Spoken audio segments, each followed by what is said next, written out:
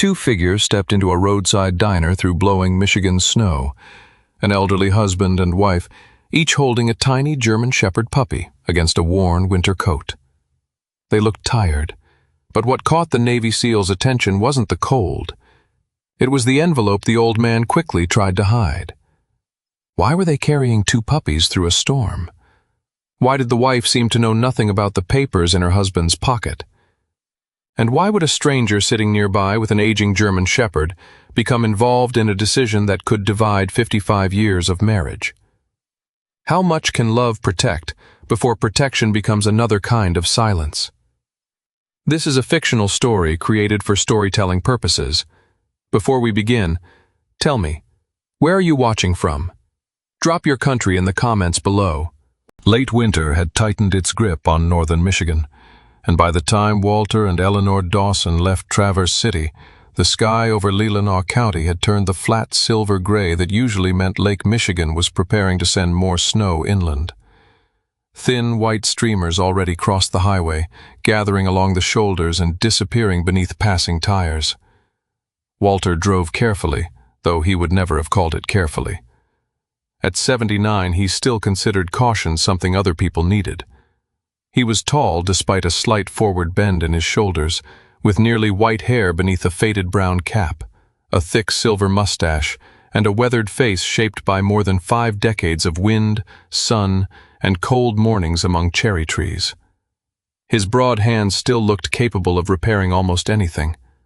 That fact had become important to him in ways Eleanor understood better than he did. Eleanor sat beside him with one 9-week-old German Shepherd puppy bundled against her chest. At 76, she was smaller than Walter by nearly a foot, slender, with silver-gray hair brushing her jaw and clear blue eyes that rarely missed what people hoped they would.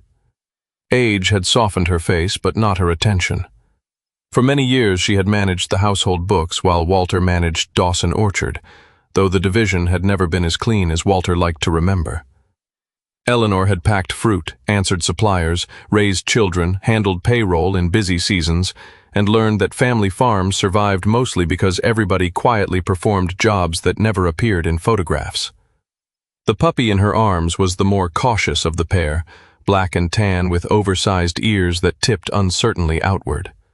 Its littermate rode in a padded crate behind them, slightly larger, curious enough to press its muzzle against the door whenever the truck slowed.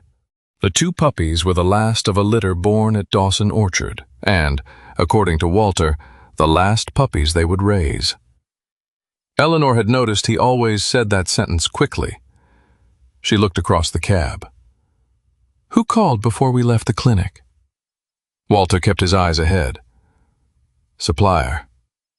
"Which supplier?" A pause. "Does it matter?" "It matters because you looked at your phone like it had insulted your mother." Walter's mustache moved slightly. Years ago that might have become a smile. Today it did not. "Just orchard business." Eleanor looked back through the windshield. For almost a month, orchard business had become Walter's answer to everything. Why had the insurance company called twice? Orchard business.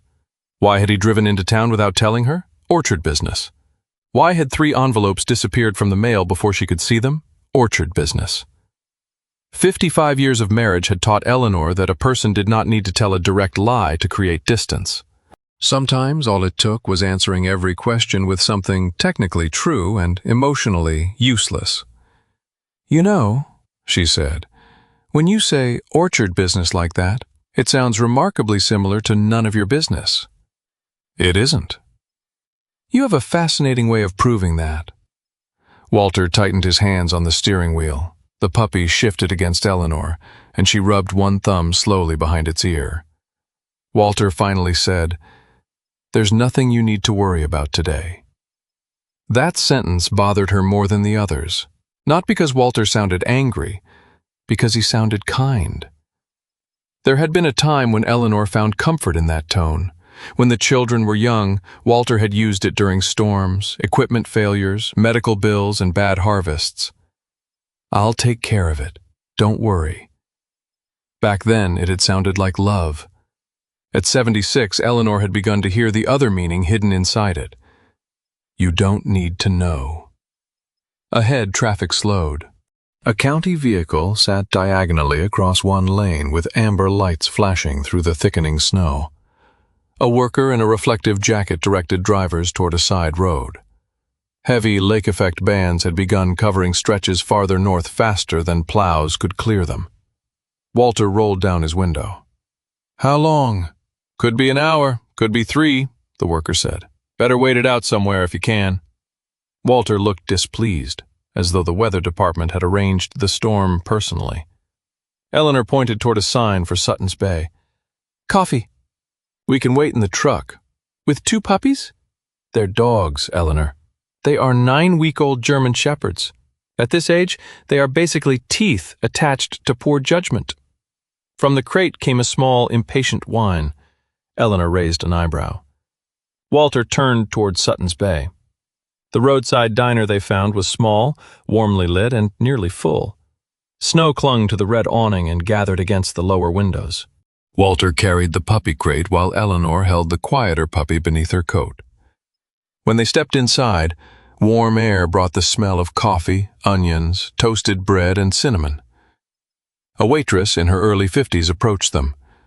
Carol Jensen had auburn hair pulled into a loose ponytail, a round, practical face, and the calm efficiency of a woman who had probably served pancakes during enough Michigan storms to stop considering weather a meaningful emergency. She looked at the crate. "Those 2 housebroken?" Walter answered. "Not reliably." Carol nodded. "At least you're honest. Back corner. Keep them settled and we'll pretend health regulations have never heard of Sutton's Bay." Eleanor smiled. Near the window in that corner sat a man with a large German shepherd beside him. Ryan Mitchell was 40, tall and powerfully built, with broad shoulders, short dark brown hair cut close in a military style, and a neatly trimmed beard framing a strongly defined face. His posture was relaxed only on the surface. He sat where he could see both the front door and most of the room without turning his head. Years as a Navy SEAL had taught him to notice exits, movement, tone, and small changes in a space before thinking consciously about any of them. He was approaching the end of his military career, though he had not yet decided what came after it. That uncertainty irritated him more than he admitted. Beside him lay Duke, his 7-year-old German shepherd. Duke was large, black and tan, with a dark mask around intelligent brown eyes and the first traces of gray around his muzzle. He still looked strong enough that strangers usually assumed he was younger. Ryan knew better. During the last winter, Duke had begun taking an extra second to rise after sleeping on cold floors. Ryan had noticed. Ryan had also decided not to think much about it. Walter and Eleanor settled into the booth across the aisle. For several minutes, the 4 people and 3 dogs existed peacefully in the same warm room. Then someone in the kitchen dropped a metal tray. The crash was sudden. The puppy against Eleanor jerked and buried its head beneath her arm. The other puppy startled inside the crate, pawing anxiously at the door. "Easy," Walter murmured. He opened the crate before the puppy could become more upset. That puppy recovered quickly. Too quickly. It stepped onto the tile, spotted Duke, and immediately marched toward the older German shepherd with the fearless stupidity nature sometimes gives the very young. Duke lifted his head. His ears moved backward. The puppy came closer. Duke gave a low, warning growl. Ryan reacted at once. "Duke, no!" His voice was sharp enough that Duke immediately turned his head away. Ryan shortened the leash. Walter watched him. He didn't go after the pup. Ryan looked across the aisle. "I know. He warned it. I know what my dog did." Walter picked up the puppy. "Then you know he was asking for space." Ryan's expression cooled. "And you always correct strangers in diners?" "Only when I haven't had pie yet." Eleanor looked at Walter. "Please don't make me apologize for you before coffee." Carol arrived at exactly that moment carrying 2 mugs. "Too late," she said. "I heard most of it." Eleanor laughed despite the tension. Ryan did not. Walter returned the puppy to its crate. Duke shifted beside Ryan's boot. When he repositioned himself, one hind leg straightened slowly before he lowered his weight again. Eleanor noticed. Ryan saw her noticing. Neither said anything. A few minutes later, Walter's phone vibrated. He looked at the screen and immediately stood. "I'll be outside." Eleanor watched him pull on his coat. He stepped toward the door. Something slipped from the inside pocket and fell beside the booth. A cream-colored envelope. Eleanor bent down and picked it up. She saw the bank logo first, then the bold letters printed beneath the address window. Final payment notice. Her fingers became very still. She did not open it. That mattered to her. Whatever Walter had hidden, she would not become another person in the marriage who answered secrecy with more secrecy. Through the window, Walter stood beneath the awning with his back partially turned, phone pressed to his ear. His shoulders looked narrower beneath the old winter coat than she remembered. For the first time, Eleanor felt something beneath her anger. Fear. Not hers, his. Walter returned several minutes later. He saw the envelope in her hand before he reached the table. His face changed. Eleanor placed it between them. "What is this?" Walter sat down slowly. "It's nothing you need to worry about." The words landed almost gently. That made them worse. Eleanor studied the man she had married, when both of them were too young to understand how long a lifetime could become. She knew every crease beside his mouth. She knew which shoulder bothered him in rain. She knew how he pretended not to cry at weddings and how he went silent when frightened. And now she knew something else. Whatever was happening at Dawson Orchard, Walter had already decided that protecting her meant keeping her outside the door. Eleanor did not argue in the diner. She did not demand the envelope. She simply lifted the puppy into her arms. "Finish your coffee," she said. "Then we're going home." The road reopened near dusk. The drive back through Leelanau County passed mostly in silence. Snow softened the rows of dormant cherry trees as the truck finally turned into Dawson Orchard. Their white farmhouse stood beyond the windbreak, windows glowing against the blue winter evening. Inside, Walter carried the crate to the mudroom. Eleanor removed her coat and checked both puppies. Then she walked to the old kitchen cabinet. From the highest shelf, she brought down a dented blue tin that had belonged to her mother. It had once held seed packets, handwritten planting notes, and the practical little instructions of a woman who believed nearly everything worthwhile began by putting something small into uncertain ground. Eleanor placed the blue seed tin in the middle of the kitchen table. Walter stood across from her. He knew the box. He also knew from her face that this conversation would not disappear if he waited long enough. Eleanor rested both palms against the table. "Tomorrow morning, we're opening every book, every bill, and every account." Walter drew a breath. "Eleanor, no!" Her voice was quiet. That quietness made him stop. She looked directly at the man she still loved, which was precisely why she was no longer willing to let him hide behind love as an excuse. "Tomorrow morning, we will open all the books, and this time, you will not decide what I'm allowed to worry about." Morning came pale and brittle over Dawson Orchard, the kind of northern Michigan morning when the snow looked blue beneath the bare cherry trees, and every sound seemed sharper in the cold. Walter was already awake when Eleanor entered the kitchen. He had not slept much. The dented blue seed tin still sat in the center of the table, exactly where she had left it the night before, and beside it Walter had placed 3 ledgers, a bank folder, a stack of unopened statements, and the cream-colored envelope she had found at the diner. The 2 9-week-old German Shepherd puppies were asleep in a padded pen near the radiator. One curled tightly against the other as though money, marriage, and pride belonged to some foolish species they had no intention of joining.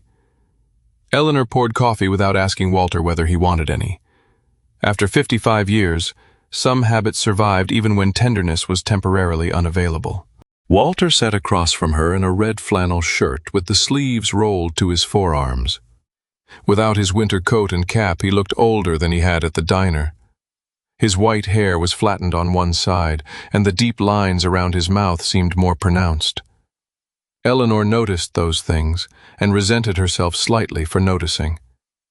Anger would have been simpler if love knew how to leave a room when asked. Walter pushed the first ledger toward her. "Start there." Eleanor sat down. She had managed the household accounts for most of their marriage and had handled orchard payroll during busy seasons, so numbers did not intimidate her. What unsettled her was how quickly they began forming a story Walter had never told. The first bad season had come 18 months earlier. A late spring freeze damaged part of the cherry crop, leaving them with far less fruit than expected. Walter had used a line of credit to cover payroll, fertilizer, and the remaining operating costs. Eleanor remembered that year. Walter had complained about weather and prices, but he had also told her they were tight, not desperate. The next pages showed something else. A pump in the irrigation system had failed the following summer. Several underground lines needed replacement. Their oldest tractor developed a transmission problem that cost far more than Walter had first estimated. Then the annual insurance premium increased. Walter had borrowed again. Not because he was careless, because every expense had looked temporary when considered a loan. Eleanor turned another page. "When did you take this second loan?" Walter stared at his coffee. "Last March." She looked at him. "Last March?" "Yes. That was before Sarah's wedding." Sarah Dawson, their 52-year-old daughter, lived outside Grand Rapids and had remarried the previous spring after years on her own. Eleanor remembered Walter dancing with her beneath strings of white lights, his bad knee hurting and his face brighter than it had been in months. He had been carrying this then. "You told me we were fine."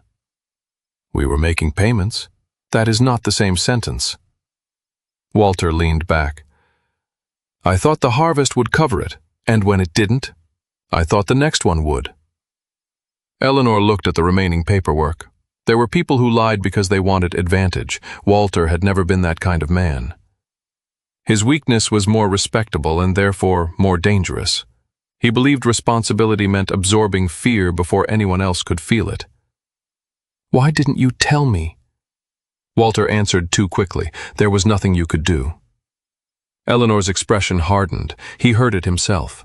Walter rubbed one hand across his face. "That came out wrong." "No, I think it came out exactly the way you've been thinking."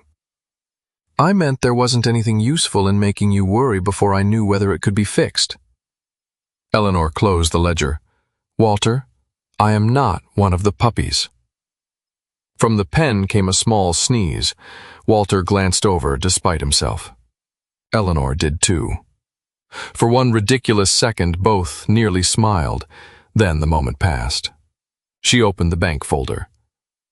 The final notice was straightforward. They had less than a month to present an acceptable restructuring plan, reduce the balance through sale of an asset, or face more serious consequences. Eleanor read the letter twice. "How bad?" Walter gave her the total. She did not gasp. That bothered him more than if she had. Eleanor sat quietly, adding numbers in the margin of an old grocery receipt. Property taxes, expected spring expenses, remaining operating cash. The truth emerged slowly. They were not ruined that morning, but they were close enough to the edge that pretending otherwise had become another expense they could no longer afford. Walter watched her calculations. "I was trying to keep the orchard together." "I know. That ought to count for something." "It does." His eyes lifted. Eleanor continued. "It does not count for everything." Walter's jaw tightened. She looked directly at him. "You let me believe we were choosing our future together while you were secretly deciding how much future we had left." "I was protecting you." "No. You were protecting yourself from having to tell me you were scared." The words landed harder than Eleanor intended. Walter pushed his chair back slightly. For years, the orchard had been the one place where he understood his usefulness without needing anyone to explain it. Trees needed pruning, equipment needed repair, weather required watching. If something broke, Walter fixed it, or found someone who could. Aging had already taken enough small abilities from him that he resented every new limitation personally. The financial trouble felt different. A broken pump could be blamed on metal. A frozen crop could be blamed on weather. Debt felt like judgment. I thought I could get ahead of it, he said finally. Eleanor's anger softened, but only at the edges. I wish you would let me be afraid with you. Walter stared at the ledger. That sentence seems to injure him more than accusation would have. One of the puppies woke and stumbled toward the side of the pen, paws too large for its body. Eleanor rose, let both puppies into the kitchen, and watched them investigate the table legs. The bolder puppy immediately found Walter's bootlace and began chewing it. Walter looked down. You've got a whole house, and you choose that. The puppy pulled harder. Eleanor said, Runs in the family. Walter gave her a look. The humor lasted perhaps 3 seconds. But sometimes 3 seconds was how marriages survived mornings they had not expected. Walter bent to free his lace. As he straightened, his eyes fell on an unfamiliar folder partly visible beneath Eleanor's knitting bag on the chair beside her. What's that? Eleanor followed his gaze. Her face changed just enough. Walter noticed. After the previous evening, he had become unusually alert to small silences.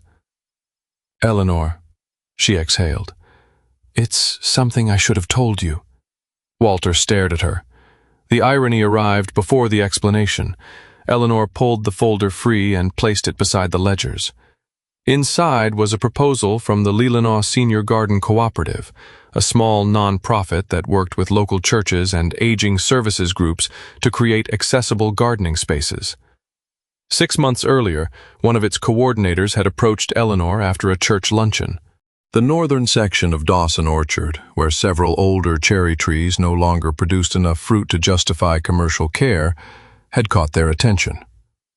They wanted to lease a modest portion of it and install raised beds, wider pathways, a storage shed, and seasonal gardening plots designed especially for older adults who could no longer manage large home gardens. Walter read the first page, then the second. You met with them? Twice. Twice? Yes. Here? Once here, once at the library. Walter stared at her with an expression so offended that Eleanor almost admired the symmetry. And you didn't tell me? I intended to. When? When I knew whether the proposal was serious. Walter let out a short breath. That sounds familiar. Eleanor folded her arms. I knew you would say no before hearing them out. Walter looked up sharply. So you hate me deciding what you're allowed to worry about, but you decided for me what I was going to say? Eleanor opened her mouth. Nothing useful came out. The puppies had discovered each other's ears and were now wrestling beneath the table with the intense concentration of creatures who had no mortgages. Walter pushed the proposal back toward her. You already decided I was unreasonable. I decided you were predictable. That is not better. No. Eleanor sat down again. For a while, neither spoke. This silence was uncomfortable because it had nowhere to hide. Walter had concealed debt because he believed Eleanor would only worry. Eleanor had concealed an opportunity because she believed Walter would only refuse. Different secrets, same arrogance. Each had been so certain they knew the other that they had stopped asking. Eventually, Eleanor reached for the blue seed tin. The metal lid resisted before opening with a faint scrape. Inside were old seed packets, some faded almost white along the folds. Beans, dill, zinnias, sweet peas, several were decades too old to plant. Beneath them rested a narrow piece of paper in her mother's handwriting. Eleanor unfolded it. Walter had seen it before, years ago, but had forgotten the words. Save some, plant some, share some. Walter felt a pang in share some. Walter tapped the first line. Your mother always saved seed. She also planted it. She saved the best, and then gave half of it to every neighbor who asked. Walter looked at the paper again. For most of his life, saving something had meant keeping it intact. Protect the land, hold the acreage together, keep the farm and the family if possible. Eleanor was beginning to wonder whether that was the only meaning. She closed the tin. We have 3 weeks before the bank needs something serious. Walter nodded reluctantly. For 3 weeks, Eleanor said. Neither of us signs anything. Fine.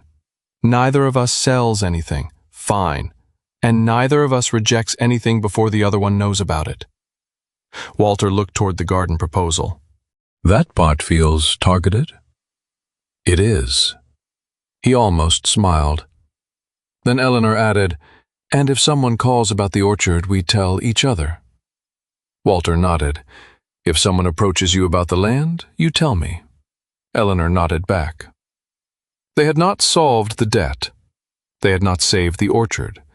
They had not even decided whether the proposal in front of them was sensible. But by the time the puppies finally collapsed asleep beneath the kitchen table, Walter and Eleanor had done something they had somehow forgotten how to do. They had agreed not to protect each other from the truth. 3 days after Walter and Eleanor agreed to stop making decisions behind each other's backs, the snow over Leelanau County had hardened into bright crust beneath a clear winter sun. The cherry trees stood black and orderly against the white fields, their branches waiting for a spring nobody could hurry.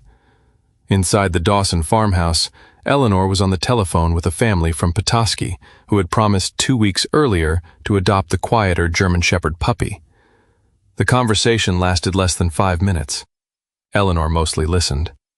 When it ended, she placed the receiver on the kitchen counter and remained there with one hand resting beside it.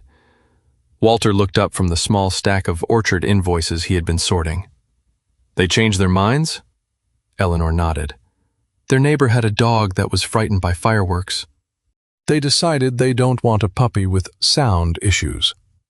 Walter frowned toward the pen, where the smaller 9-week-old puppy was lying on a blanket while its bolder littermate attacked the corner of a cardboard box as though the box had personally offended it. She heard one tray fall. Apparently that is now a diagnosis. Walter muttered something under his breath. Eleanor almost agreed, but she understood the family's hesitation more than she wanted to admit. People often said they wanted a dog with personality until personality arrived with inconveniences attached. We shouldn't talk them into it, she said. I wasn't planning to. Your face was. Walter gave her a look, but did not argue. The problem remained. They had planned homes for both puppies before winter ended, and with everything else happening at the orchard, keeping 2 young German shepherds indefinitely was neither fair nor practical. Eleanor remembered Ryan Mitchell before she remembered his phone number. At the diner, he had mentioned that he knew trainers and working dog families around northern Michigan. Walter's eyebrows rose when she suggested calling him. The man who thinks a dog needs a court-martial for growling? The same man you insulted before coffee. I corrected him. Walter, at our age, we should at least know what our favorite sins are. He almost smiled. More importantly, under the agreement they had made beside the blue seed tin, neither of them was supposed to reject an option without discussing it. Walter finally nodded toward the telephone. Call him. Ryan arrived the following afternoon in an older, dark pickup with Duke sitting upright in the back seat. He wore a heavy charcoal work jacket over a plain gray shirt, dark jeans and winter boots rather than a uniform. At 40, Ryan still carried the unmistakable physical discipline of his Navy career. Tall, broad through the shoulders, short dark brown hair cut close at the sides, and a neatly trimmed beard beginning to show a few lighter strands near the chin. His face was angular rather than friendly at first glance, with a straight nose, deep-set hazel eyes, and the habit of looking at a place as if mentally organizing it before deciding whether he liked it. Years as a SEAL had made Ryan useful in emergencies and occasionally exhausting in ordinary life. He liked clear objectives. He liked measurable improvement. He trusted plans, because plans had edges. Duke stepped down from the truck more carefully. The 7-year-old German Shepherd remained handsome and powerful, with a broad black saddle, tan chest and legs, and gray beginning around his dark muzzle. His ears stayed alert, but when his hind feet reached the packed snow, he paused before fully straightening. Ryan missed the pause. Eleanor did not. Walter came out of the barn wiping his hands on a rag. You found the place. Ryan looked at the long gravel drive. Hard to miss. You'd be surprised what people can miss when they're following a screen. Eleanor appeared on the porch. Walter has been practicing hospitality. I can tell, Ryan said. That surprised Walter enough to quiet him. They began with the puppies in the enclosed mudroom, where there was enough space for movement without overwhelming them. Ryan did not reach for either puppy immediately. That earned him a point with Eleanor. He sat sideways on a low bench and watched. The bolder puppy approached first, sniffed his boots, then attempted to climb his shin. The quieter puppy remained near Eleanor for almost a minute before crossing the floor independently. Ryan tapped 2 fingers against his knee. The puppy stopped, ears shifting. Sound sensitive, he said. Walter's expression hardened. Ryan continued before Walter could speak. That doesn't mean unstable. He dropped a wooden spoon gently onto a folded towel. The small sound made the puppy flinch, but instead of retreating completely, it looked toward Eleanor and then returned to sniffing the floor. Ryan nodded. Recovery matters more than the startle. Eleanor liked that distinction. The problem came when Duke was brought inside. Ryan kept him on a loose leash while the puppies explored. Duke tolerated the bolder puppy sniffing his shoulder. Then the puppy planted both front paws against Duke's hind leg in an enthusiastic attempt to climb him. Duke turned his head and gave a low growl. Ryan straightened. Duke, enough. His voice carried the same sharp edge Eleanor remembered from the diner. Duke looked away but shifted his weight awkwardly. The puppy tried again. Ryan shortened the leash. Duke? Ryan? Eleanor's voice was quiet. He looked at her. She pointed toward the dog's rear legs. Watch him stand. I know what a warning growl is. I'm not talking about the growl. Walter remained silent for once. Eleanor waited until Duke changed position again. His right hind leg took a fraction longer to settle beneath him, and he avoided placing the puppy's weight against that side. He isn't challenging you, Eleanor said. I think he hurts. Ryan's expression tightened. He was checked last year. Last year I could carry 2 laundry baskets upstairs without stopping halfway to reconsider my relationship with stairs. Walter looked at her. 1 basket. That is not the point. Ryan did not laugh. He knelt beside Duke and ran a hand slowly over the dog's shoulders and back. Duke remained calm until Ryan reached farther toward the hip. Then the German Shepherd shifted away. Something in Ryan's face changed. Not alarm. Recognition. He had seen the signs. He simply had not assembled them into a conclusion he wanted.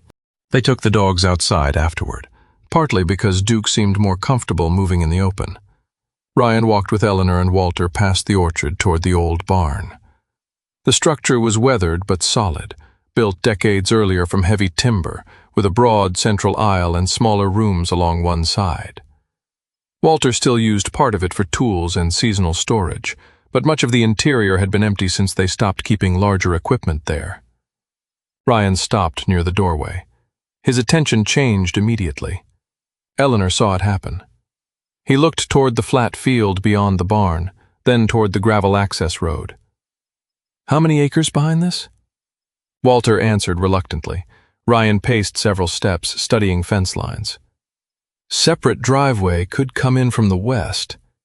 Training yard there, indoor space here. Noise would carry less toward the road if the runs faced south. Walter stared at him. Runs? Ryan turned. I've been considering a working dog training and rehabilitation facility when I leave the Navy. And you decided that while standing in my barn for 40 seconds? I decided the barn could work. For you. Ryan seemed surprised by the hostility. I'm not claiming it. Could have fooled me. Eleanor stepped between the conversation before it turned foolish.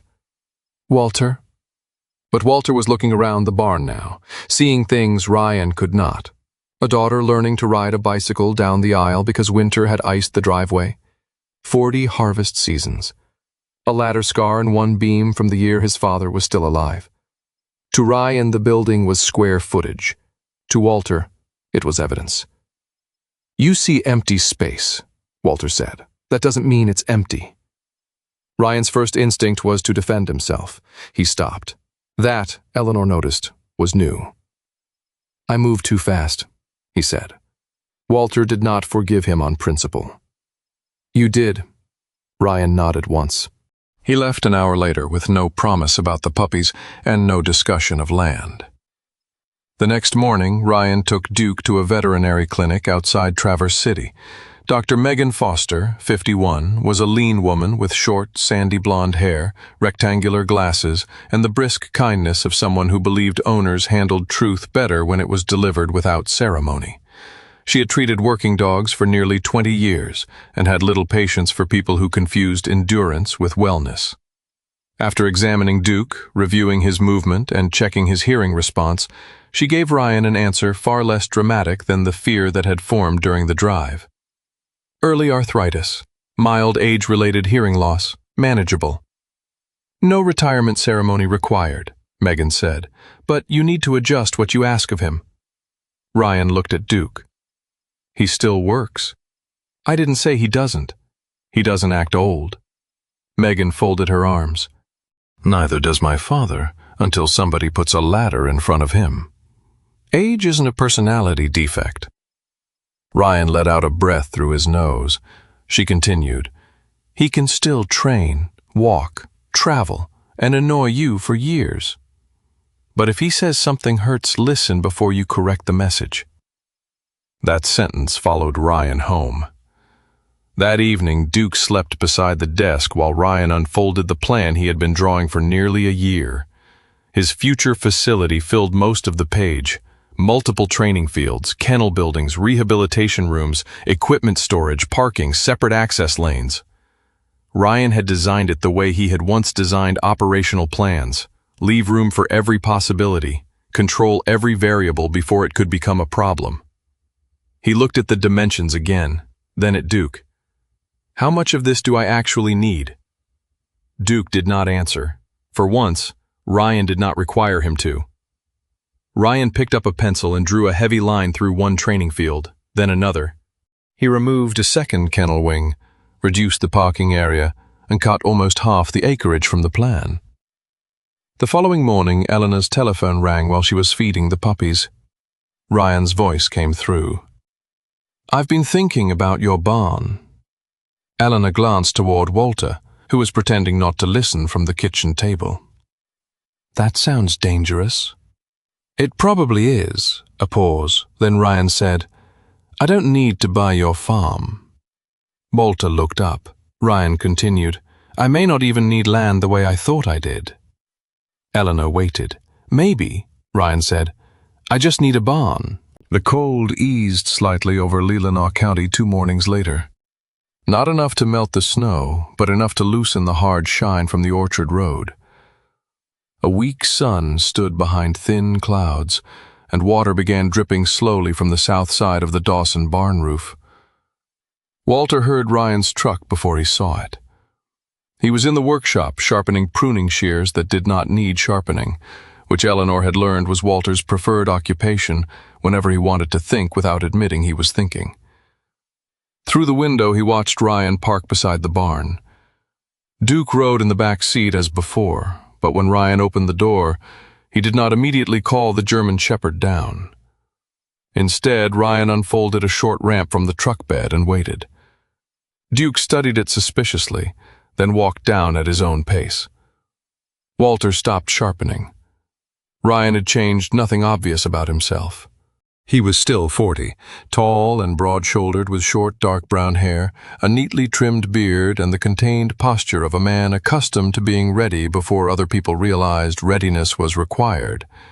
Yet something in the way he handled Duke had softened. He did not hover. He did not praise excessively.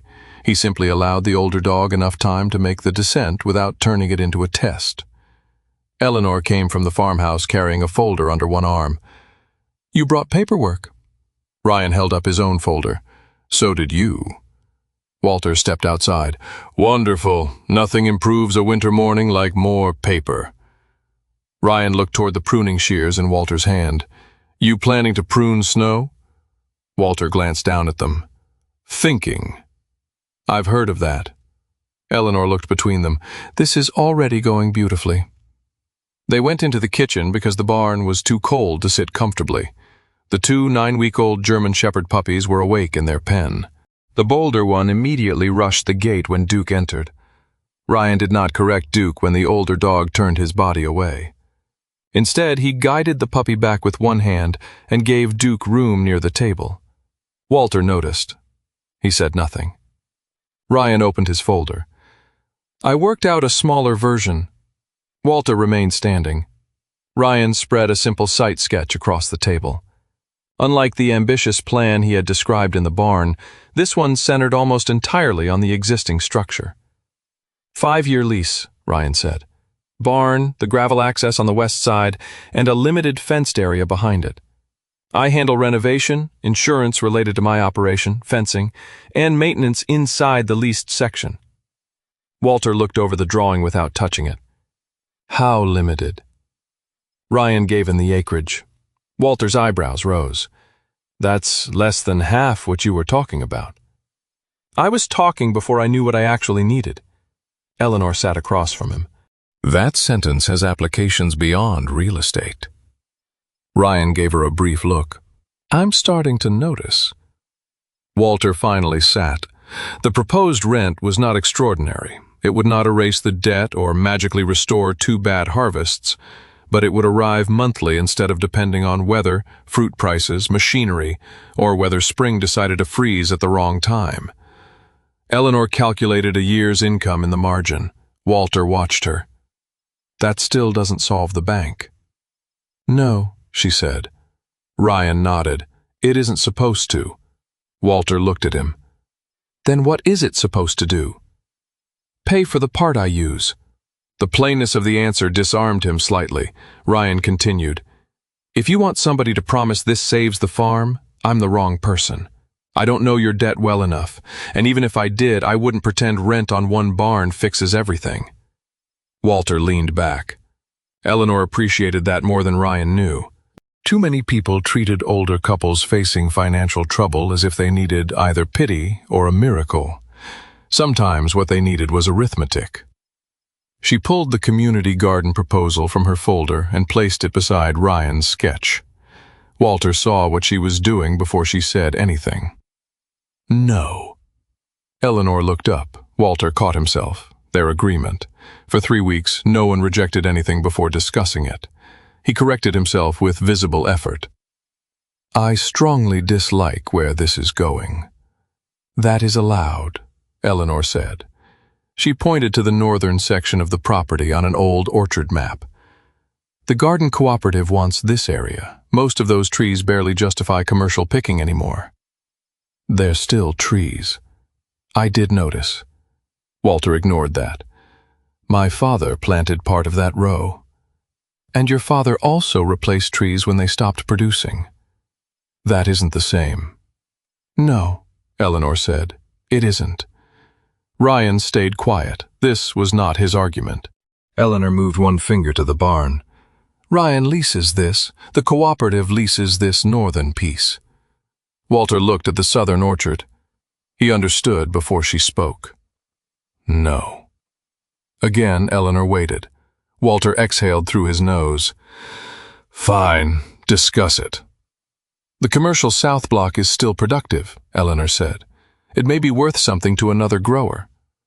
Walter stood so quickly his chair scraped the floor. We are not cutting this place into pieces. The puppies startled at the sound. Duke lifted his head but remained where he was.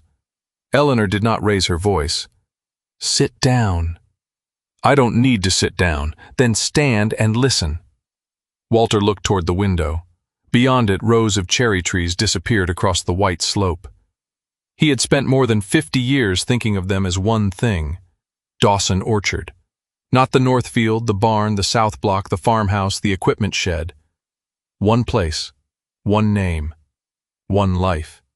His father had worked there. Walter had brought Eleanor there as a young bride. Their children had learned to drive between those rows. Birthdays, funerals, bad harvests, Sunday dinners, arguments, Christmas mornings, all of them had happened within the same property lines. You're talking about dismantling it. he said. Eleanor's expression softened. I'm talking about understanding what we actually have. I know what we have. No, Walter, for 18 months you knew what we owed. That isn't the same thing. He turns toward her. She continued carefully. Maybe the mistake is believing the only choices are keeping every acre exactly as it is or losing everything. Walter looked down at the map. Ryan finally spoke. When I came here the first time, I saw the barn and the open ground and started deciding what I could do with it. Walter's mouth tightened. I remember. I was wrong. That got Walter's attention. Ryan rested his forearms on the table, not because the idea was impossible, because I treated empty space as unused space. Walter said nothing. Ryan looked toward Duke. The German Shepherd was lying on a folded mat Ryan had brought from the truck. The puppies occasionally watched him from their pen, but Duke no longer had to defend his resting place. I've been doing that with him too, Ryan said, looking at what he used to do and treating anything less like wasted capacity. Eleanor listened. Ryan continued. The vet told me to stop asking how to get him back to where he was and start asking what he needs now. Walter glanced toward Duke. The dog opened one eye. Walter understood the comparison and did not especially enjoy understanding it. You comparing me to your dog? Ryan considered that, not intentionally. Good. Duke listens better. Eleanor covered her mouth. Walter stared at Ryan for 2 seconds before a reluctant laugh escaped him. The tension did not disappear, but it cracked. Over the next hour, they did not make decisions. They made categories. Barn, North Orchard, South Orchard, farmhouse, access roads, equipment. Walter disliked nearly every column Eleanor wrote, yet he stayed at the table. That mattered. Ryan left the proposed lease with them and took Duke outside before driving home. Eleanor watched through the window as Duke used the ramp again. This time Ryan waited with one hand in his coat pocket instead of reaching to help. She did not compliment him. Some changes became smaller when somebody announced them too early. After Ryan left, Walter remained at the kitchen table. Eleanor put the puppies down for a nap. We need facts, she said. Walter looked at the map. About what? What can legally be divided? What the bank would accept? What each piece is actually worth? Walter did not answer immediately. Eleanor waited. Finally, he said, We talked to the bank. Yes. And the county. Yes. We don't promise Ryan anything. No. We don't promise the garden people anything. No. Walter tapped the farmhouse on the map. And this stays out of it. Eleanor studied him. For now? Until we know where we would go. There was fear beneath the condition, but Eleanor did not expose it. Not every fear needed to be dragged into daylight the moment it appeared. If we ever leave this house, Walter said, I want to know where we're going before somebody starts calculating what the kitchen is worth.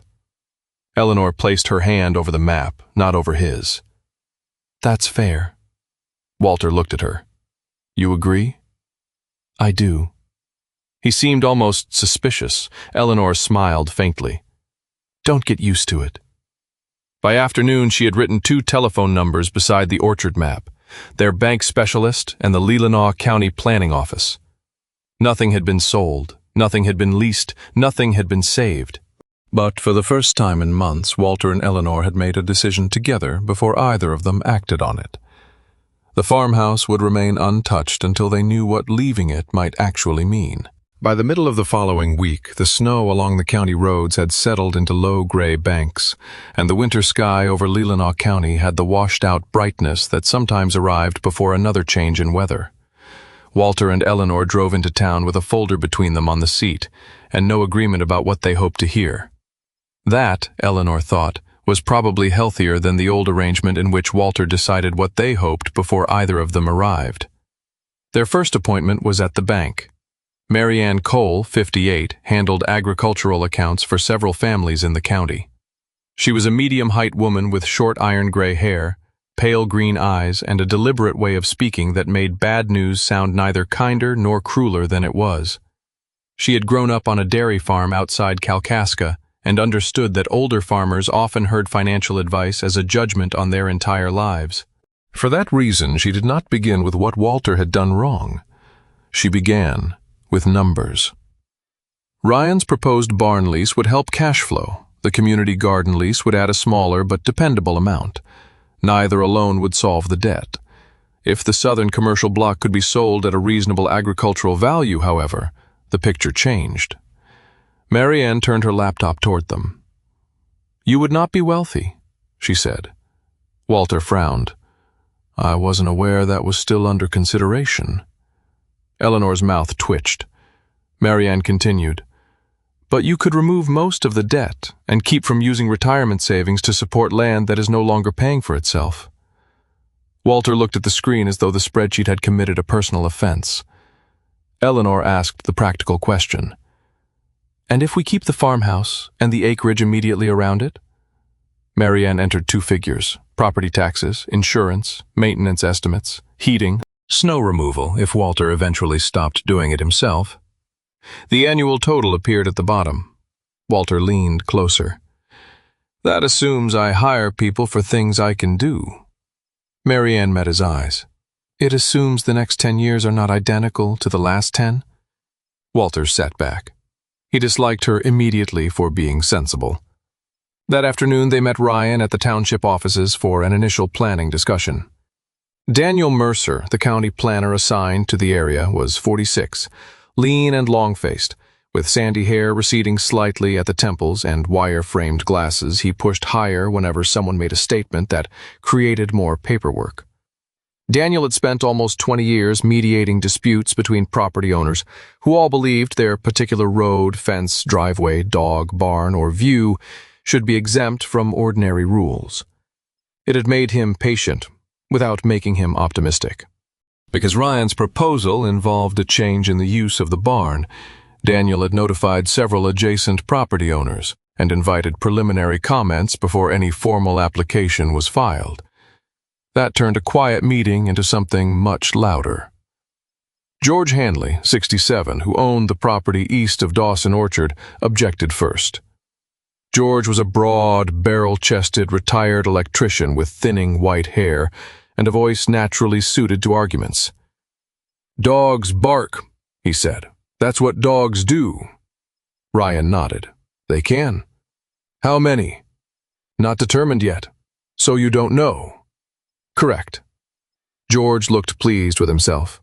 Then Martha Briggs, 72, who lived farther down the road, spoke from the back row. Martha was a narrow woman with silver hair cut neatly around her ears and the unwavering posture of someone who had taught high school English for 36 years. She had never met Ryan before that day, but she had heard enough from neighbors to form a strong opinion. "He was a Navy SEAL," she said. "I think we can trust him to manage a few dogs." Ryan turned toward her.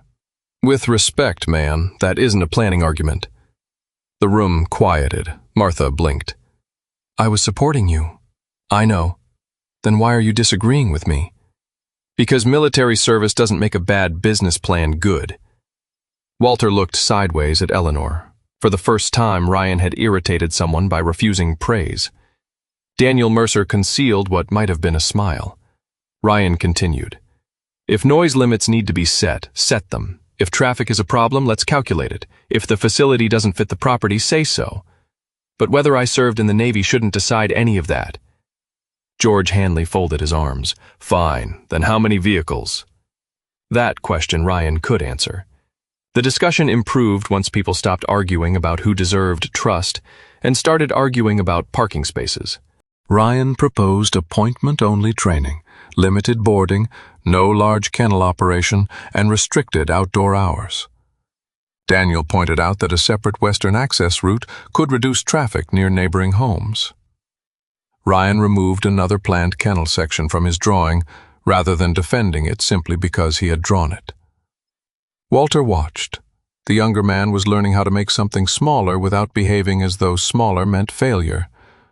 Eleanor noticed Walter noticing. She kept quiet. The community garden proposal came next. Judith Palmer attended on behalf of the cooperative. Judith was 69, short and sturdy with curly white hair, brown skin weathered by years of gardening, and bright reading glasses hanging from a cord around her neck. A retired occupational therapy assistant, she spoke less about vegetables than accessibility. Raised planting beds, wide paths, benches, tools designed for weaker grips. "Some people spend 40 years growing tomatoes," she said. "Then one bad knee convinces the world they should start buying them in plastic boxes." Eleanor liked her immediately. Walter was less certain, though he asked 3 questions about drainage, which Eleanor recognized as the beginning of interest. Daniel then raised the southern orchard block. A local grower had already expressed interest after hearing through agricultural contacts that Walter might consider reducing acreage. His name was Nathan Cooper, 34, a lean, red-haired man with freckles across his face and hands, already roughened by orchard work despite his age. Nathan operated a smaller cherry farm several miles north with his wife and brother. He did not talk like a man hunting for discounted land. Instead, he asked Walter about rootstock, drainage, and which rows suffered worst during late frost. Walter answered reluctantly, then less reluctantly. Within 10 minutes they were arguing about pruning height. Eleanor realized with some amusement that this was apparently how 2 orchardmen established trust. No sale was discussed seriously that afternoon, but Marianne's earlier numbers gave the possibility weight. Ryan could lease the barn. Judith's cooperative could lease the tired northern section. Nathan might purchase the productive south block. The pieces did not yet form a decision, but for the first time they formed something other than disaster. 2 days later, another problem arrived on 4 paws. A couple from Cadillac drove up to meet the quieter German Shepherd puppy. Brian Keller, 43, was a stocky man with close-cropped blonde hair and the enthusiastic confidence of someone who had watched many dog training videos and absorbed only the parts he liked. His wife, Amy, 41, was softer-spoken, with shoulder-length brown hair and an apologetic smile that appeared whenever Brian talked over someone. Eleanor explained that the puppy needed time to approach strangers. "Let her come to you." Brian nodded, then immediately crouched down, reached forward, and gathered the puppy too quickly against his chest. The puppy startled. There was a brief defensive snap and a small nip against Brian's hand before Eleanor calmly separated them. No serious injury, no drama, but Brian's expression changed immediately. "That dog's aggressive." "She was frightened," Eleanor said. Brian shook his head. "A puppy shouldn't do that." Walter, exhausted from banks, maps, neighbors, and calculations, looked at the dog and felt his patience collapse. "Maybe she isn't right for a family." Eleanor turned toward him. Before she could answer, Ryan, who had stopped by to review barn measurements with Walter, spoke from the porch. "One bad reaction in a bad situation isn't the whole dog." Brian looked at him. "She bit me." "She warned you after you ignored the instructions." Ryan's tone remained level. "That doesn't mean you're a bad person, either." The sentence irritated Brian enough that the visit ended shortly afterward. When the Keller car disappeared down the drive, Walter remained beside the porch. Ryan crouched several feet from the puppy and let her decide whether to approach. Eventually she did. Walter watched. "One bad reaction in a bad situation," he repeated. Ryan glanced up. "What?" Walter shook his head. "Nothing." But it was not nothing. For 18 months, Walter had made bad decisions under pressure. Eleanor had hidden an opportunity because she assumed she already knew his answer. Ryan had corrected Duke for expressing pain. None of those moments contained the whole person. Humans, Walter thought, were strangely eager to judge character from the worst 5 seconds and strangely reluctant to examine patterns that lasted years. The following morning, Marianne called with updated projections based on the possible land division. The numbers were better. Not comfortable. Better.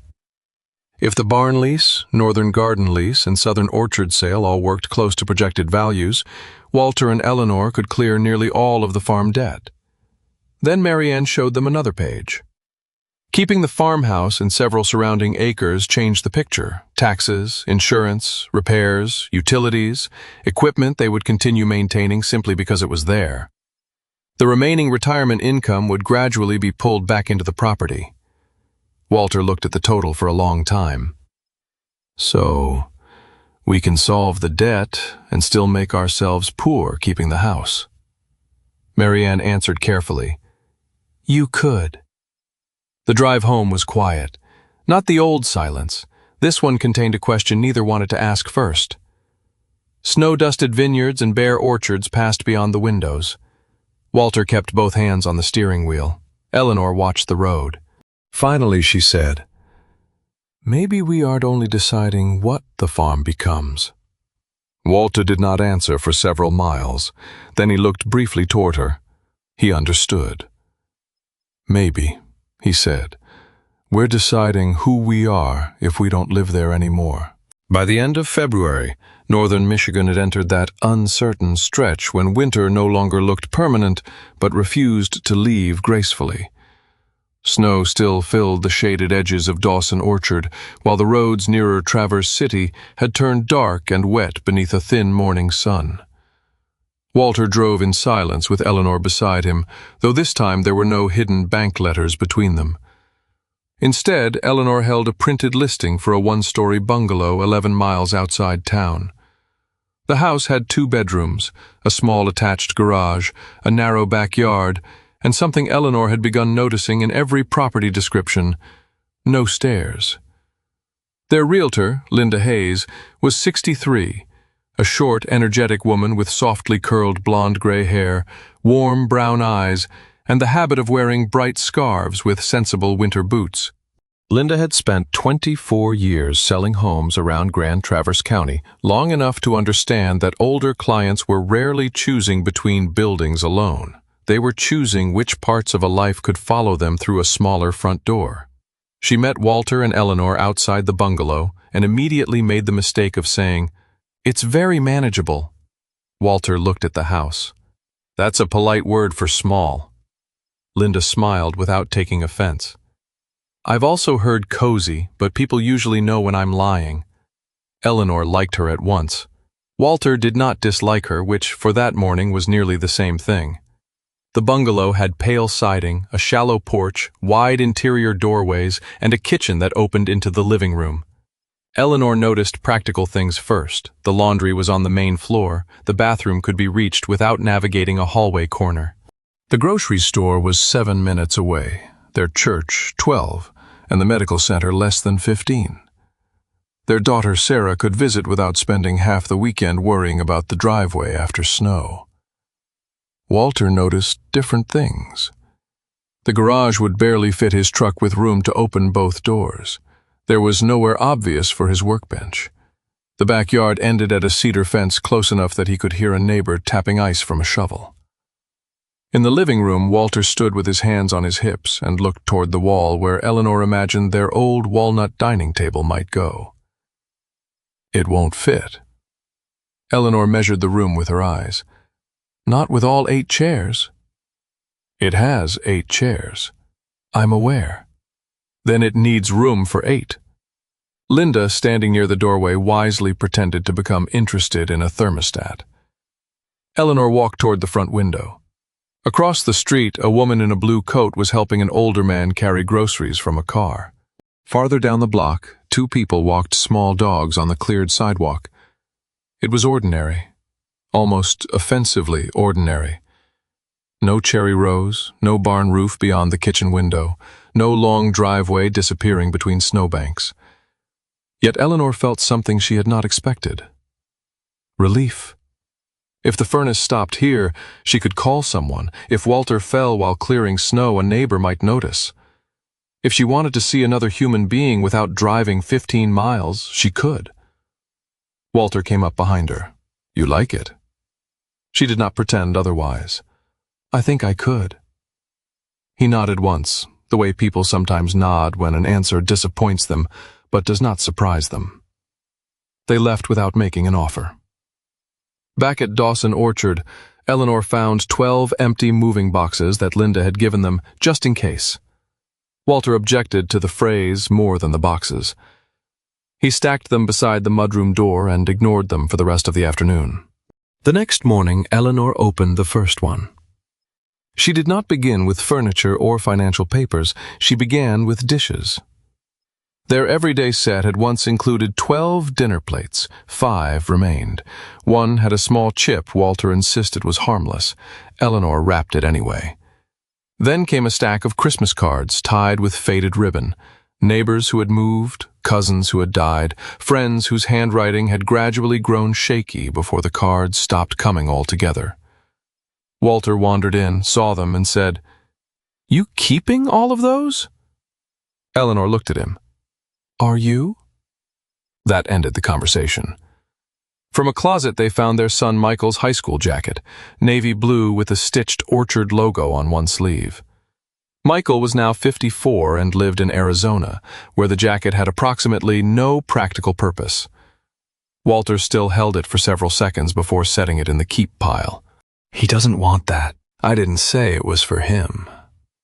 They found an old tabletop radio that had not worked in 9 years. Eleanor put it in the discard box. Walter took it out. "I can fix it." "You said that 6 years ago." "I've been busy. Apparently the radio has been patient." Then came Walter's work gloves, 3 pairs worn nearly smooth. Eleanor held up the oldest set. "When did you last use these?" "Recently." "Define recently." Walter thought. "Before COVID?" Eleanor stared at him. "Those gloves have developed historical status." He took them from her anyway. The puppies turned the sorting into a form of sabotage. The bolder German shepherd discovered packing paper and ran through the kitchen with a strip trailing behind like a victory flag. The quieter puppy, the one everyone had worried over, found a wool scarf at the edge of an open box and fell asleep with its chin on it. Eleanor watched the little dog resting there and thought about how easily humans confused possession with security. The puppy did not know whether the scarf belonged to 1978 or last Tuesday. It cared only that it smelled familiar. Walter sat at the table while Eleanor worked through another drawer. His irritation had faded into something heavier. Finally, she put down a bundle of old receipts.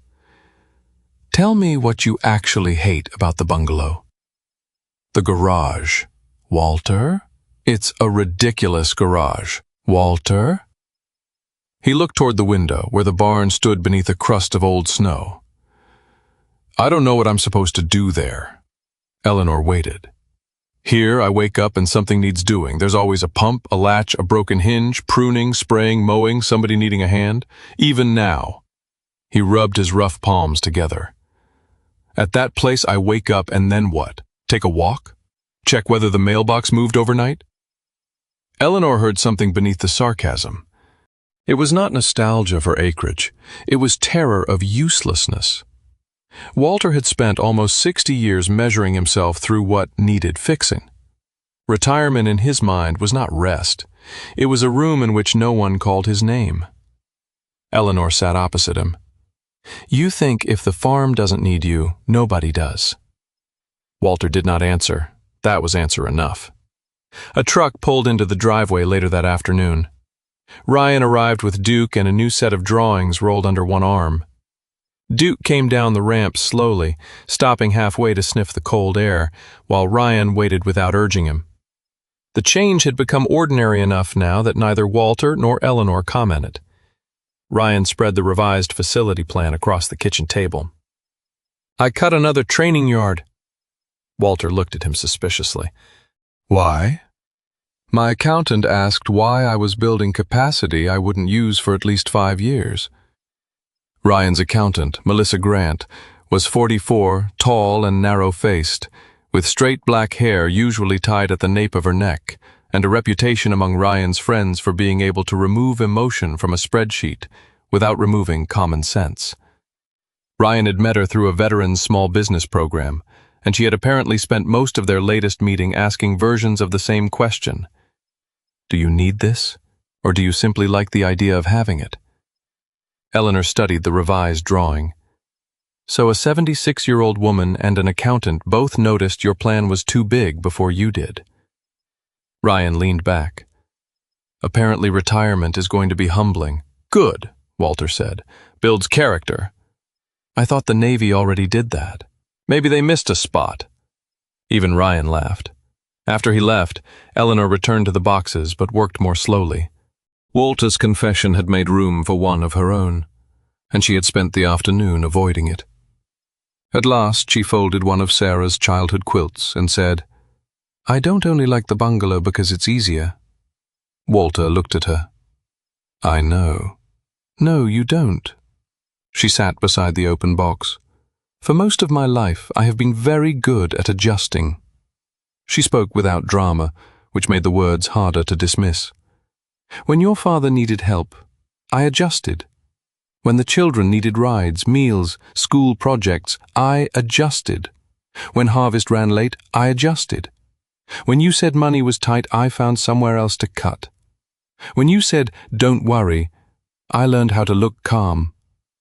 Walter's expression changed. Eleanor continued, "None of those things were crimes. Most of them were just life. And I chose plenty of them, but somewhere along the way, being the person who could always adapt became the same thing as being the person everybody expected to adapt." Walter lowered his eyes. "Including me." "Including you." She touched the edge of the cardboard box. "I don't want the rest of my life decided entirely by what this property needs from us. I want to find out what I need before I'm too old to care." Walter did not defend himself. He did not promise to change overnight. He merely nodded once. In their marriage, that was sometimes more honest than a speech. That night the house grew quiet after the puppies settled. Walter found the dented blue seed tin on the upper kitchen shelf and carried it to the table. He opened it and took out several brittle packets, their paper faded and soft along the folds. "These can't still be good." Eleanor sat across from him. "Most probably aren't." "Then why have you kept them?" She touched a packet labeled "Beans" in her mother's handwriting. "Because I used to think keeping something meant never letting it leave your hands." Walter looked at the old seeds, then around the kitchen where 12 boxes waited in various stages of filling. "Do you still think that?" Eleanor did not answer. The question remained between them overnight. The following morning, Walter was outside checking a gate when Eleanor picked up the telephone. She found Linda Hayes's card beside the stack of property papers and dialed the number. When Linda answered, Eleanor looked through the kitchen window toward Walter, the orchard, and the farmhouse that had held more than half a century of their lives. "Linda," she said, "we'd like to see the bungalow again." Early March brought longer light to Leelanau County, though winter still lingered in the ditches and beneath the northern sides of the cherry rows. Snow melted during the afternoon and hardened again overnight, leaving Dawson Orchard caught between seasons. Walter understood the feeling. 3 days after Eleanor called Linda Hayes, they returned to the bungalow near Traverse City. The house had not grown larger in their absence. The garage still offended Walter personally. The living room still refused to accommodate 8 dining chairs, and the neighboring mailbox remained close enough that he could probably identify the brand of cereal delivered next door. Yet on the second visit he noticed things he had ignored the first time. There was room along one garage wall for a smaller workbench. The backyard had a strip of full sun wide enough for tomatoes. A hardware store stood 6 minutes away. Most important, Eleanor moved to the house without once touching a stair rail because there were no stairs to touch.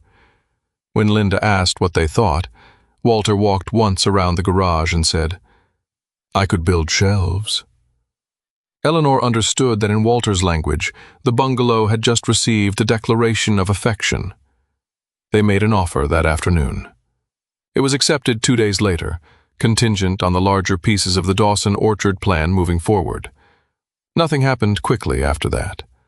For several weeks, their kitchen table became a place of surveys, maps, contracts, calculators, coffee rings, and conversations that occasionally ended with one of them walking into another room before saying something they would regret. Nathan Cooper returned twice to inspect the southern orchard. At 34, Nathan remained almost painfully young in Walter's eyes, with lean shoulders, unruly red hair beneath a knit cap, freckles across his nose, and the worn hands of someone who had already spent enough years around trees to understand that agriculture did not reward enthusiasm simply because it was sincere. Nathan wanted the productive south block, but agreed to keep several of the oldest cherry rows intact as long as the trees remained healthy enough to justify care. Walter walked those rows with him one gray afternoon, pointing out drainage patterns, frost pockets, and a section where one variety always bloomed too early. Nathan listened more than he spoke. At the last row, he finally said, "I'm buying acreage, Mr. Dawson. I'm not buying your memory of it." Walter looked at him. Nathan continued, "I figure that part stays yours." Walter never told Eleanor that the sentence mattered. He signed the preliminary sale agreement the following morning. Ryan's lease was simpler. He signed for the barn, the western access lane, and only the small fenced area they had measured together. His final plan contained less than half the space he had originally imagined. Duke lay beside Ryan's chair during the signing, the 7-year-old German shepherd resting on a padded mat Ryan now carried almost everywhere. When the bolder puppy wandered toward Duke, Ryan quietly redirected the youngster before Duke needed to object. Walter noticed. Again, he said nothing.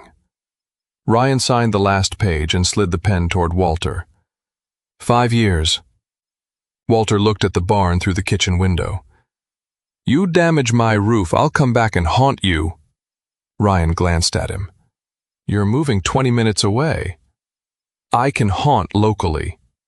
Eleanor signed as witness while trying not to laugh. Judith Palmer and the Leelanau Senior Garden Cooperative signed the northern lease next. Judith arrived in muddy winter boots, despite there being very little mud yet, carrying diagrams for raised beds and an alarming number of notes about drainage. She and Walter spent 20 minutes disagreeing about where snowmelt would collect, before discovering they were saying essentially the same thing with different vocabulary.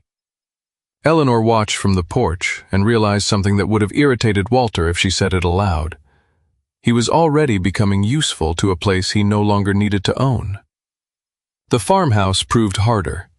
Walter and Eleanor had agreed that, if they moved, they wanted buyers who understood they were purchasing an old working home, not a polished postcard. Linda eventually brought the Carters, a local family from Cedar who had been renting while saving for a house with land. Mark Carter was 38, a broad-shouldered middle school science teacher with curly dark hair, a closely trimmed brown beard, and the slightly distracted expression of a man accustomed to answering questions from children before finishing his own sentences. His wife, Rachel, 36, was a petite physical therapist with straight chestnut hair, calm gray eyes, and the practical habit of checking doorway widths and storage space before commenting on paint colors. Their 3 children, 11-year-old Sophie, 8-year-old Ben, and 6-year-old Noah, were polite for approximately 7 minutes before discovering the mudroom and beginning an urgent debate over which hook would belong to whom. Walter watched them from the kitchen doorway. Noah ran toward the window when he saw the barn. "Dad, there's a huge building." Walter nearly corrected him. It was a barn, not a building. Then he stopped himself. The distinction mattered to Walter because of everything that had happened there. To Noah, it was simply a huge building full of possibilities. Perhaps both could be true. The Carters made an offer the following week. It was not extravagant, but combined with the Southern Orchard sale and the lease arrangements, it was enough. Marianne Cole called Eleanor after running the final numbers. The farm debt could be paid completely. The bungalow could be purchased without another large loan. After closing costs and the remaining equipment decisions, Walter and Eleanor would still have savings sufficient for a modest retirement. "No miracle?" Walter asked when Eleanor told him. "No." "No wealthy cousin we forgot about?" "Unfortunately." "No buried gold under the barn?" "If there is, Ryan has probably leased it." Walter sat at the kitchen table and looked at the final figure. For 18 months he had imagined only 2 endings: somehow save the entire farm or lose it. Reality had offered a third. Let it become several things. The puppies required their own decisions. The bolder puppy went first to the Reynolds family near Charlevoix. Tom and Rebecca Reynolds were in their late 40s and had previously raised 2 German Shepherds into old age. They visited 3 times, asked more questions than they answered, and brought their 16-year-old daughter to every meeting. Walter liked them because Tom spent 20 minutes sitting on the floor before touching the puppy. The quieter puppy took longer. Then Eleanor met Grace Miller. Grace was 67, a widow with soft white blonde hair cut to her chin, a narrow face with warm brown eyes, and a measured way of moving that suggested she disliked being hurried. Her husband had died 3 years earlier, and Grace made it clear during the first visit that she was not looking for a dog to replace anyone. "A dog is not a prescription for loneliness," she told Eleanor. "I want a companion." That's different. Her daughter, Laura Miller, 42, lived 4 houses away. Laura was tall, dark-haired, practical, and had already arranged weekly sessions with a local trainer, Kevin Shaw, a 50-year-old former veterinary technician with a quiet voice and 20 years of experience with shepherd breeds. The puppy did not immediately love Grace. On the first visit, it remained beside Eleanor. On the second, it accepted a treat and retreated. On the third, it slept 6 feet from Grace's chair. Walter worried. "She doesn't seem attached." Eleanor looked at him. Perhaps she has standards. Several days later, Grace came again and sat quietly in the kitchen without calling the puppy. After nearly 20 minutes, the little German Shepherd crossed the room on its own, sniffed Grace's shoe, circled once, and lay against her boot. Eleanor smiled. Good. At least she knows how to choose people. The move followed soon afterward. The bungalow slowly filled with the portion of their life that survived the 12 boxes, then 24, then 31. Walter's workbench did fit along the garage wall after all, though he complained that whoever designed modern garages had never owned proper clamps. Eleanor reduced the dining table to 6 chairs. Walter objected until she pointed out that 2 additional chairs could be stored in the garage. "You said the garage was too small." "It's apparently large enough when you want to win an argument." That's one of its better features. The final day at Dawson Orchard arrived beneath a clear, cold sky. The farmhouse was nearly empty. Their footsteps sounded strange without rugs and furniture absorbing them. The Carters would receive the keys the following morning. Nathan's ownership of the South Block had already transferred. Ryan had begun repairing lighting inside the barn. Judith's group had marked the first raised bed locations with stakes in the snow. Walter stood in the kitchen while Eleanor opened the dented blue seed tin. Only now did she divide what was inside. One small bundle went into her handbag for the bungalow. A second packet she placed inside an envelope marked for Judith and the community garden. The last handful she carried outside. Walter followed her to one of the old cherry rows near the farmhouse. The ground had softened enough along the sunny edge for Eleanor to work a small patch of soil. She placed the seeds there. Walter watched the nearly empty tin in her hand. "You're not keeping them?" Eleanor covered the seeds carefully with earth. Then she looked up at him. "I am keeping them, Walter." He glanced at the soil. Eleanor closed the blue tin.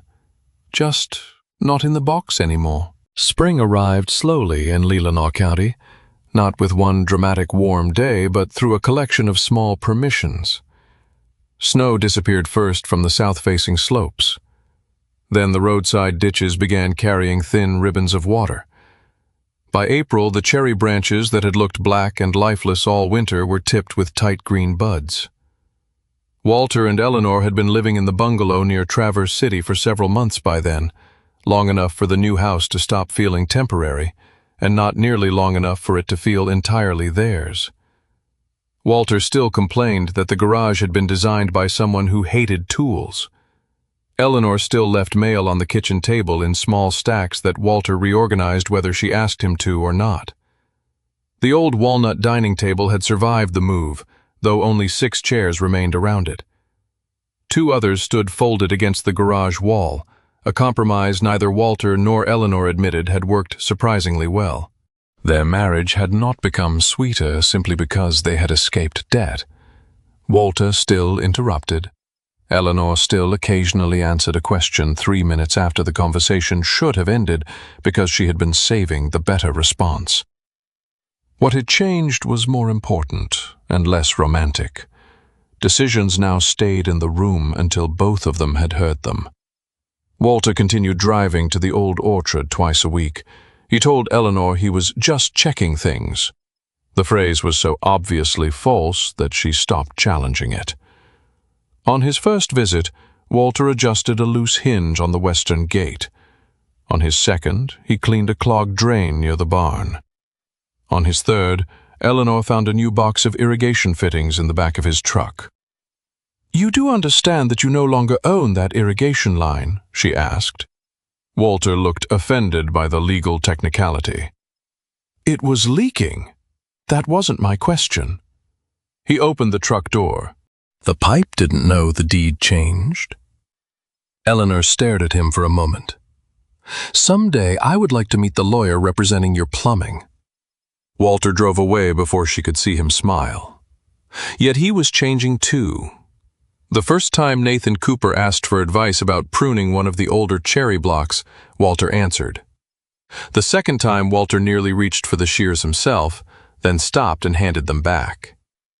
Nathan was 34, lean and red-haired, with freckled skin browned early by outdoor work, and the wary patience of someone who wanted advice without becoming someone else's apprentice.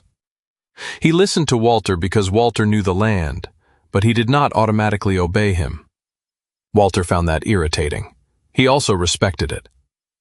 Ryan Mitchell's dog facility opened in stages, rather than with a ribbon-cutting ceremony. The old barn had been cleaned, rewired, insulated in sections, and divided into a modest indoor training room, storage area, and 2 small recovery spaces. There were no sprawling kennel wings and no enormous training fields. Ryan's original plan would barely have fit inside the final property boundaries. At 40, Ryan still carried himself with the compact readiness of a Navy SEAL approaching the end of his service. Tall and broad-shouldered, dark hair kept short, beard neatly trimmed, hazel eyes constantly measuring space. But the facility itself no longer looked like a place built by a man trying to control every possible future. It looked usable. Duke seemed to approve. The 7-year-old German Shepherd no longer participated in long, demanding sessions. Some mornings he walked beside Ryan while younger dogs trained. Other afternoons he simply lay beneath the maple beside the barn, black and tan coat warmed by the sun, gray muzzle resting between his paws, while his ears tracked sounds he no longer heard quite as clearly. Ryan had stopped asking whether Duke could still do what he used to do. He asked whether Duke wanted to come. The difference was small enough that most people would not have noticed. Duke did. The northern orchard changed fastest. Judith Palmer and the Senior Garden Cooperative installed the first raised beds once the ground dried enough for equipment to enter. By early May, the old commercial rows that had struggled for years were sharing space with wide gravel paths, cedar beds, benches, and a small tool shed. Eleanor joined twice a week. She quickly discovered that Judith's idea of community gardening involved as much talking as planting. Among the regulars was Pauline Webb, 73, a tall black woman with warm, brown skin, silver braids pinned neatly at the back of her head, and the unhurried confidence of someone who had spent 40 years as an elementary school principal. Pauline had arthritis in both hands and used lightweight gardening tools with enlarged grips, but she refused assistance unless she had actually asked for it. Another regular, Betty Nolan, 68, was short, round-faced, and red-haired even after most of the color had faded toward copper gray. Betty had been widowed for 11 years and possessed the cheerful suspicion that every vegetable problem could be improved by coffee. On Eleanor's second morning, Judith introduced her as one of the women who made this place possible. Eleanor immediately shook her head. "Don't make me wise just because I'm 76. Pauline looked up from a tray of seedlings. How old do we have to be before wisdom starts? Eleanor considered it. If I find out, I'll call you. Betty raised her coffee. Good. I've been waiting 68 years and was starting to worry. The laughter that followed was not the reverent laughter given to an elder expected to dispense lessons. It was the better kind. Eleanor had not realized how much she missed being ridiculous among women her own age. The puppies returned too, though not together in any dramatic way. The bolder young German Shepherd arrived first with Tom and Rebecca Reynolds for an obedience session at Ryan's facility. Several weeks later, Grace Miller brought the quieter puppy, now lankier, ears standing more confidently, though still careful around unfamiliar noise. Grace, 67, moved with the patient composure Eleanor had liked from their first meeting. White blonde hair framing a narrow face, and warm brown eyes that never hurried the dog into affection. Her daughter Laura came too, tall and dark-haired, carrying a bag filled with more dog supplies than anyone could reasonably need for a 1-hour visit. When the two young shepherds finally saw each other across Ryan's training yard, they paused, stared, then broke into play. Walter had expected something more. Recognition, crying, some proof that separating them had wounded a bond humans had been too foolish to understand. Instead, the dogs chased each other around a cone, wrestled briefly, drank from separate bowls, then returned to their own people when called. Walter watched the quieter dog settle beside Grace. "That's it?" he asked. Eleanor looked at him. "What did you want? Violins?" "I expected them to remember each other." "Maybe they do." She watched the young dogs. "Remembering doesn't always mean wanting to go backward." Walter turned toward her. He suspected she had not been talking entirely about puppies. Their own backward-looking moments still came. Walter occasionally woke before sunrise, convinced for half a second that he needed to check the orchard pump, before realizing the bungalow ceiling was above him. Eleanor sometimes reached for the old kitchen drawer where she had kept tea towels for 30 years, only to find baking sheets. There were evenings when Walter missed the farmhouse enough to become unpleasant about completely unrelated things. There were mornings when Eleanor looked around the bungalow and wondered if freedom was supposed to feel less strange. Neither pretended gratitude erased grief. Selling the farm had solved a financial problem. It had not repealed memory. One Saturday in May they drove out together. The cherry trees had begun flowering, white blossoms running along the hills in uneven bands. Nathan was working farther south. Ryan had the barn doors open. Duke slept beneath the maple, while two younger dogs worked calmly inside the fenced area. In the garden, Pauline and Betty were arguing over whether beans needed another trellis. Judith was carrying stakes toward the eastern beds. Eleanor brought the blue seed tin. Walter noticed it beneath her arm as they crossed the path. "You still have something in there?" "One packet." He had assumed it was empty after the move. Eleanor opened the lid beside one of the raised beds. Inside lay a single faded packet in her mother's handwriting. "Pole beans." Walter touched the edge of the tin. "So that's the last of them." Eleanor poured the seeds into her palm. "Does that bother you?" He looked at the empty metal interior. The tin seemed lighter than an object that had survived decades should have seemed. "A little." Eleanor smiled. "Me too." They walked to an unfinished row near the edge of the garden. Walter carried a shovel, though the job required almost none of one. Eleanor made a shallow line in the soil. Walter watched the seeds disappear one by one. "That's it then?" She looked up. "No." He waited. Eleanor closed her fingers around the final few seeds. "This is when they start." She placed them in the soil. Behind them, Ryan opened the barn gate. Duke remained sleeping in the sunlight. Somewhere farther down the slope, Nathan's tractor moved between cherry rows Walter no longer owned. Pauline laughed loudly at something Betty had said. New green leaves lifted from beds that had not existed a year earlier. Walter rested both hands on the shovel handle and looked over the land that had once carried only one family name. It no longer belonged to him in the old way. That still hurt. But the barn was useful. The trees were cared for. The garden was full of people. The puppies had homes. Eleanor stood beside him because she wanted to, not because the farm required her to. The debt was gone. So was the farmhouse. Some mornings, Walter still missed both the house and the man he had been inside it. Eleanor still occasionally woke in the bungalow and needed a moment to remember which window faced east. No one had returned to youth. No one had kept everything. Eleanor covered the last seeds with soil and brushed the dirt from her palms. The blue tin was empty now. Walter had once believed an empty container proved something had been used up. Standing beneath the spring blossoms, he considered another possibility. Perhaps sometimes a box became empty because what it held had finally been given somewhere to grow. Sometimes the miracle is not that God gives us back what we are afraid to lose. Sometimes the miracle is that He helps us see that love can survive change. Walter thought saving the farm meant keeping every acre. Eleanor once believed keeping the past meant holding it tightly. But life taught them something gentler. A seed protected forever inside a box never becomes a garden. We do this in our own lives. We hold on to houses, routines, old roles, even relationships as they once were, because change feels too much like loss.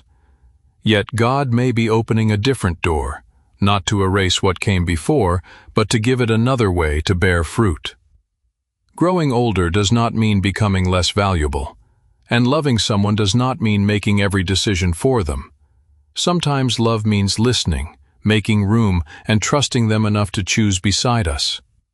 If this story reminded you of someone, share it with them. Tell us in the comments what you have learned to let change, and subscribe for more stories like this. May God bless your home, your family, and whatever new season is waiting for you. Amen.